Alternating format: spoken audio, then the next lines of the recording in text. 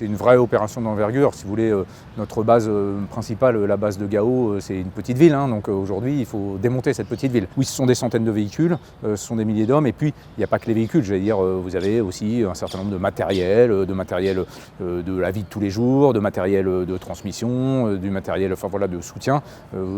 Effectivement, ça finit par faire beaucoup de volume.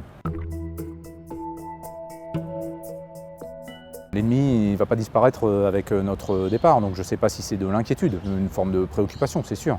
C'est-à-dire aujourd'hui, le Mali a fait des choix politiques qui me paraissent voilà, ce sont les siens, qui me paraissent extrêmement périlleux, mais en même temps, nous avons formé nos camarades maliens depuis 9 ans maintenant.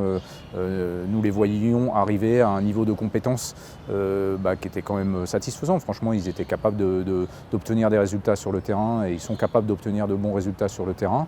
Et ça, j'allais dire, c'est fait pour nous rassurer. Maintenant, tout dépendra aussi de leur capacité à conserver j'allais dire, une forme d'organisation et de structuration de leur armée.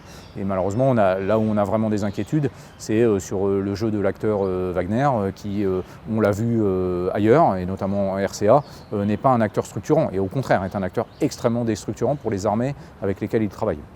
Ça, c'est un vrai motif d'inquiétude.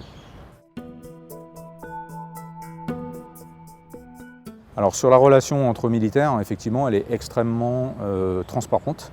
On leur a dit que conformément aux décisions qui avaient été prises au niveau politique, nous commencions à nous désengager, que nous comptions le faire en bonne intelligence. Et je peux dire que je pense qu'ils ont très bien compris le message. Et vous savez, c'est des gens avec qui on travaille depuis 8 ans, et il y a un esprit de fraternité d'armes et il n'a pas disparu du fait des événements récents. Je pense que, si vous voulez, on a créé des liens qui sont des liens humains. Et je ne méconnais pas le fait que sur le terrain, pour un certain nombre d'entre eux, c'est douloureux. Je pense que c'est forcément douloureux. On a été au combat ensemble, des soldats qui combattent le même ennemi, ça crée des liens qui sont quand même assez hors du commun.